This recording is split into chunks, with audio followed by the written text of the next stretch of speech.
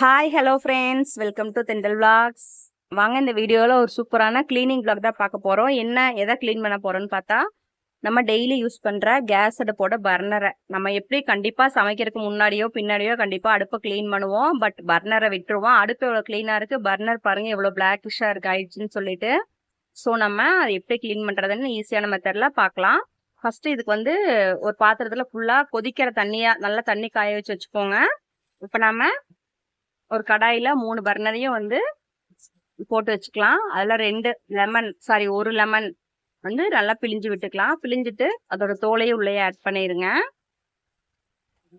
அதுக்கப்புறமாங்க 2 Eno packet எடுத்துக்கிறோம். அதையும் ஃபுல்லா உள்ள ஆட் பண்ணிக்கலாம். இப்போ நம்மளுக்கு கொதிக்கிற தண்ணி இதில் ஊத்த போறோம். நல்லா கொதி நிலையில இருக்கணும்.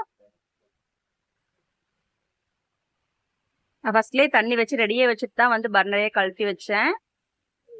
ஸோ நம்ம கொதிக்கிற தண்ணி ஊற்றுறது இந்த மாதிரி பொங்கி வரும். இன்னொரு பொருள் சேர்க்க போறோங்க. என்னன்னு பார்த்தீங்கன்னா வினிகர் தான். இந்த வினிகர்ல ஒரு 3 மூடி ஆட் பண்ணிக்கலாம். இப்பயில பார்த்தீங்கன்னா லைட்டாக கலர் சேஞ்ச் ஆக ஆரம்பிக்குது.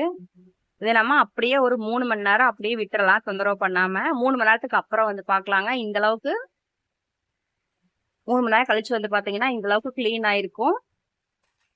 இப்ப அந்த லெமன் தோலாலேயே லைட்டா ஸ்க்ரப் பண்ணி கொடுக்கலாம்.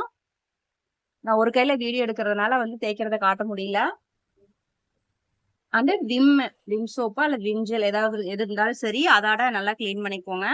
ஃபைனலா பாத்தீங்கன்னா நம்மளுக்கு இந்த அளவுக்கு கிளீன் ஆயிடுச்சு பர்னர். இதை சுத்தமா காய வச்சுட்டு நம்ம யூஸ் பண்ணிக்கலாம்.